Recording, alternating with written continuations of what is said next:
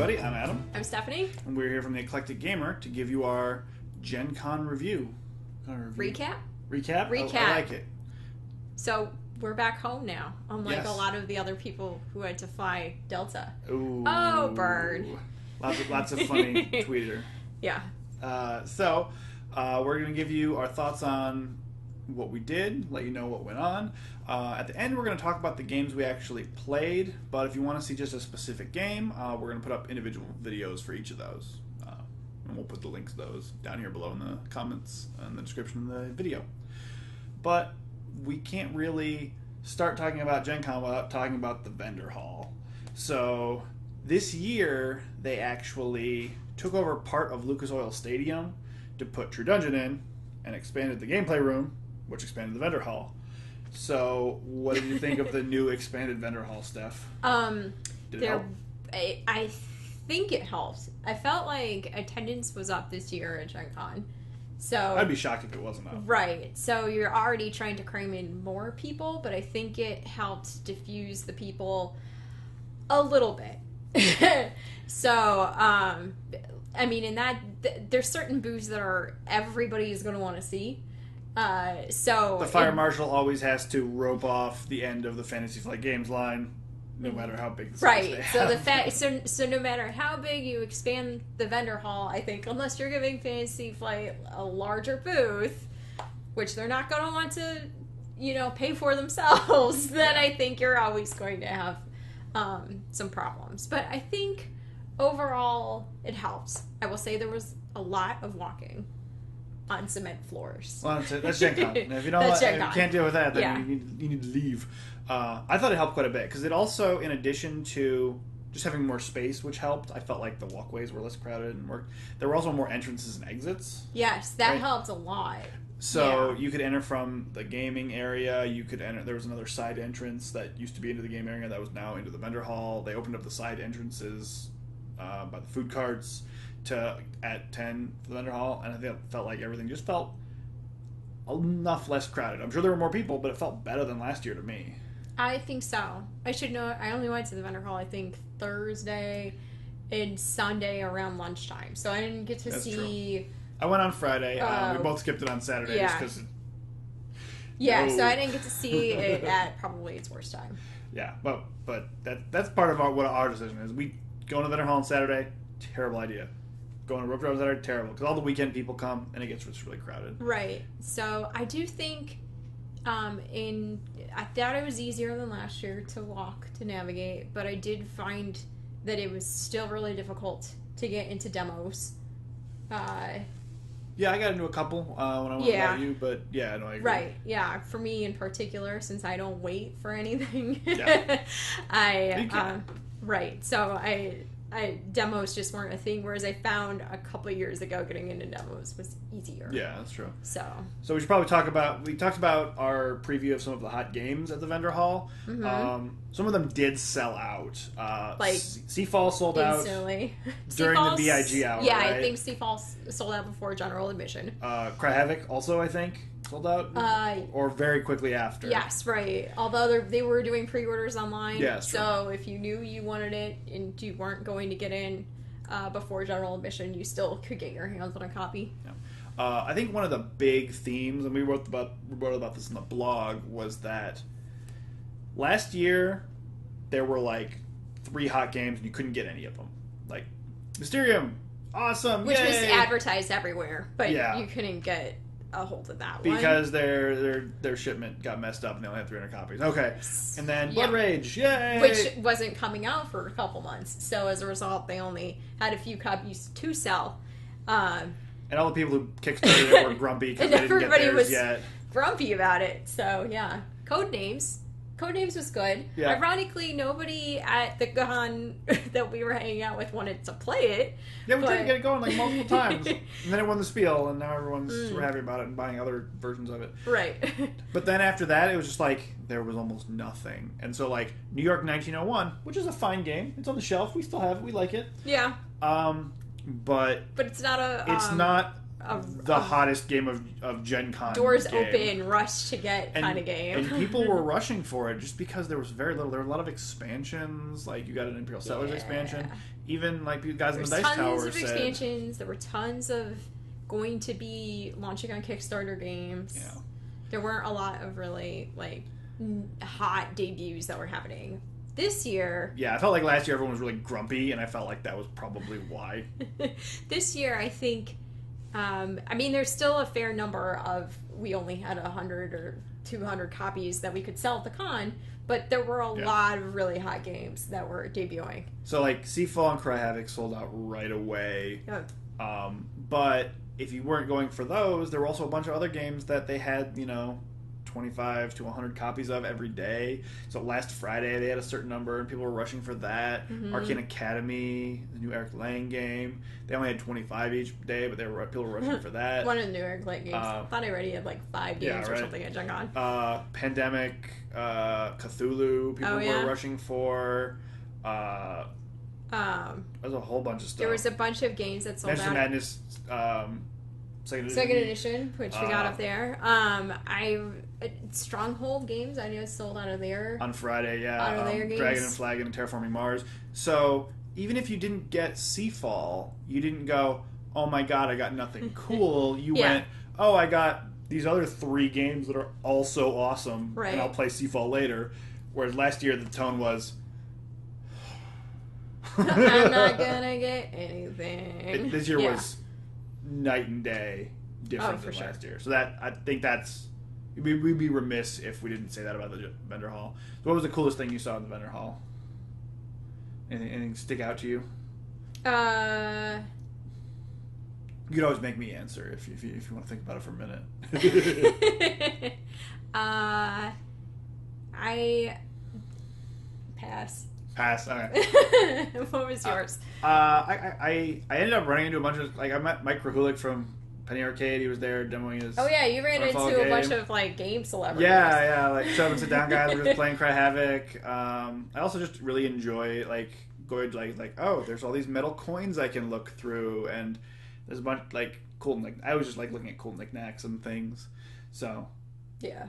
That's kind of... You don't enjoy that as much That's as I do. Fair. But to me, it was very cool. No, I'm not as into looking at knickknacks and whatnot. So I think... Well, maybe because you didn't like the vendor hall as much, there was another hot room that you really enjoyed that maybe took the place of the vendor hall. That I enjoyed more might have been the new BGG Hot Games room. Okay, so I've already stated that I can't really wait around a long time for anything, so the demos were out. But the BGG Hot Games room had all of the hot new games in it, and tables and chairs in which you could sit and play them at. You didn't buy get tickets and reserve your space. You could get tickets ahead of time to reserve it. They were you didn't $2 get, each, right? They weren't too bad. You didn't necessarily get the demo teachers there, which may have in some cases been a good thing, depending on how well the demoer knew the game that they were teaching. But what you did get was 2 hours in which you could play games. So you don't have to sit and play one turn. You could actually sit and read the rule book and get through, maybe not the whole game, but you could get through a good portion of it. So, I mean, you demoed Cry Havoc, and then when we wanted to go sit down and play the game, you still needed to read the rules because you didn't feel like you got too much out of the demo. I got the gist of it. Shout out to Grant. We saw him. He's a cool guy. But that's the... can we do a little segue into demos here? It's one of my pet peeves. All right. So, I used to work at Games Workshop, and giving demos was one of the things I did.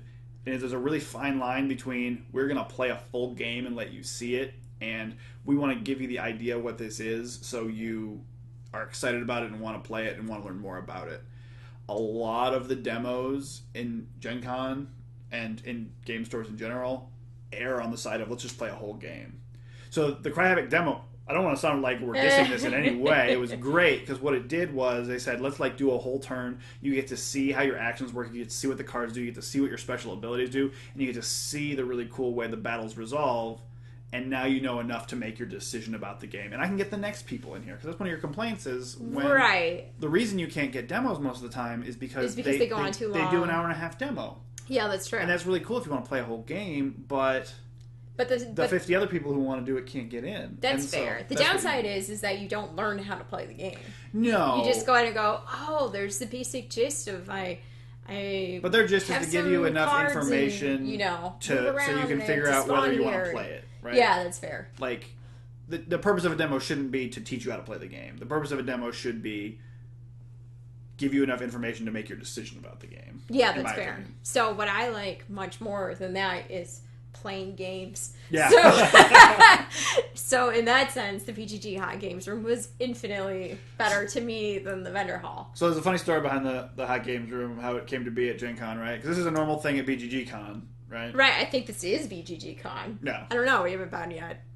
Or ever. But I guess some people rented out this room, and then I think for it was laser tag, they think. Yeah. And they didn't get enough people to do it, so they had to drop out. So they had this room, it was an empty room right before Gen Con, and so they went a week before, yeah. Yeah, they went to Board Game Geek and said, well, you have something you want to do with this room, what can you do with this room? And they got the hot games from the publishers and brought them all into this room. And what you do is you buy a ticket, $2 for 2 hours, for a 2-hour period, and they have a library of games behind, like the games library, but with the new games. And you just check it out. Yeah. You can play your game. You can learn. You can do whatever you want. We saw some people who were literally just setting up a game and saying, like, this is this game, and took a video of it and then put it right away. Put it away. No problem. Sure. But what we did is we did 3 2-hour sessions over the course of the weekend, and we played 4 games. Mm-hmm. We just learned them brand new. We'll talk about it a little bit later, but we played Terraforming Mars, Guilds of London, Cry Havoc, and Potion Explosion, which is an older game, but it apparently still qualified. It rolled more than it rocked, but that's just due to the nature of the components. All right. Like that? All right. So we also did a number of podcast recordings / meetups. Ones both of us listened to. So we did D6 some Generation. of us that we don't both listen to. We did the D6 Generation. We did Dice Tower, and we did Shut Up and Sit Down. So all big, awesome ones. Yeah. Now, you had only ever done the D6 Generation one before, and stuff? Because I always dragged her to that one. Which is funny, because I never I don't know if I've ever listened to the show, but I've been dragged to their live podcast taping for 3 years. For 3 years. So, what did you think of going to podcast tapings of stuff you listen to more regularly? I thought they were entertaining. The Dice Tower one was like a combination of a podcast taping and a news panel. They were sort of they were wearing opposite of the Fantasy Flight and Flight Report, and they were giving some time to other companies to announce whatever their big board games were that were coming up for the year. So we got to hear from Cool Mini or Not and Stronghold Games. Eric Lang, who I assume is working with Cool Mini for that one, right? Was that separate, or was that was with Cool Mini, and then we got to hear about Rob Davio's new company. Yeah. So me personally, I'm there for the entertainment factor, less so than the news. So I could have done without the sitting through a press conference portion. But other than that, I thought it was really fun. The D6 podcast always involves getting the entire room to join in game show, and for some reason it is the most stressful, nerve-wracking game that I play the entire year. I can't really explain why. But you won a free game. And I did win a free game because they give away games to pretty much everybody who plays. Yeah. But we played the $25,000 pyramid, or in this case, Pile of Games pyramid. Yes, and Adam got to show off his knowledge of swords. So congratulations. Yeah. But that was fun. It was great to break up running around the vendor halls and to be entertained, have something to sit through, but be able to sit down in a chill room. So, and it is more of an entertainment aspect, I think, than many of the other events, I guess, that are going on at Gen Con. I don't know, maybe that's not fair to say. Speaking of sitting out and chilling out in a room. The auction? Yeah. Okay, so this is my first year that I got to attend the Gencon auction, which is run by our local friends. Hey, Katie and Soren. Hey, Katie. Awesome. Soren. And I didn't have any inclination of bidding on any games or trying to buy anything. I bought a number just in case. It was $1. Yeah, that's fair. But we went just for the entertainment aspect. And You really got into it, didn't you? there were some really interesting things. So we went, what was it, Friday night, which is the It was collector's night? Does Yeah, that yeah. sound correct? Yes. Yeah. So we saw a board game from the 19th century that was one of the first games ever made on cardboard. ever put on cardboard. We had some interesting auctions come up in which there were proxy voters and or bidders, and then people dropping out and other people jumping back in and then trying to race against each other. And so I guess since I don't watch auctions frequently, I found this all pretty entertaining. Oh yeah, it's just fun to sit there and go like, oh, what do you think it'll go for? Oh yeah, and then they had some strange totally things. They had get out of the games. No games. They had dice made from like what did they say they were? Dinosaur bones. Yeah, they had right? a bunch that were made of precious metals, and they also had one that was made of mammoth ivory and T-Rex bones. I don't know. It's so weird. Like, I hope it was made out of like a crumbly one they could never use in a museum or something. It But I'm must like, be something like that. Also, can they really be that balanced? Like, I don't think you roll them. yeah, right. Yeah, I was kind of like, there's got to be a better use for these, but I guess if it funds archaeological stuff, it could be all right. I'm not sure that's what happens. I don't know. Anyway, it's fun to just sit there and check it out. You can just kind of roll in and watch stuff and watch people get really excited and guess how much stuff would go for, and you can bid on stuff and then actually buy it. Oh yeah, It was fun. it was good times, and also along with auctions, we got to participate in the BGG math trade this year. Now, this was your insanity that was kind of awesome, but We have a lot of games, and we keep acquiring new games, and we need to clear out some space for the other games, and also try to save some money. So I thought this would be a good way for us to trade away some of the games that we haven't played in a couple of years. some we just didn't get around to. Some were being replaced by new additions. Some we played a couple times and we just realized, you know what, I'm never going to get this to the table when I could get this other game to the table. Right. So, and I thought, hey, let's just see if there are some other games that we are interested in. And somehow we ended up trading 9 games and receiving 9 other games. So we did trade with 18 people. Well, then we also, they show the list of the stuff that was untraded, and so someone contacted us afterward. Oh, that's and we right. did So we another arranged trade. another trade. So I think we met 19 people then. Yeah, 19 plus 20. Oh yeah, we threw another one on the flea market. So we sold a game. So yes, 20 people total. So it turned into this scavenger hunt of us trying to find 20 different people throughout Gencon to. We had a spreadsheet of names and phone numbers, and we met some people sometimes, and then we went to the big meetup, and then which was everybody had a sign, and it was just like trying to hawk their wares. It felt like. Yeah. And so we received some games that I'm pretty excited about games. from that. So including Terra Mystica and Among the Stars, Last Will, and Nations of the Dice game. So those are just some of the games that we got, and we're excited to get around to playing those, perhaps after we play some of the new hotness that we acquired. Yep, I'm very interested to see what you think of Terra Mystica. It's it's kind of Oh yeah, because you've played it before, yeah, I played right? it once. It's kind of 4X-y. You're trying to take over hexes on a map, but you're also trying to terraform your spaces based on what race you are, and then there's there's worker placement to it. So you could really love it. You might hate it. Closer to love it, I think, but I'm not sure. All right, we don't know. Stay tuned to the channel to find out. Yeah. Yeah. Those were like most of the events we did. And other than that, so I thought this Gen Con was way better than last year's. And a couple of things contributed. One was the crowdedness. Like I said, I thought it felt like much less crowded. Dispersing of the crowd. Yeah, and then when you send people over to Lucas Oil Stadium to do the True Dungeon, it just kind of clears out the hallways and stuff. Right. But we were also really lucky, and we got a hotel room at the Westin 5 minutes after the hotel lottery opened. Right. So we were connected by Skybridge right across the street. Yeah. And so it's supposed to be, a 20-minute walk away. So that was way better. Way at the Sheraton.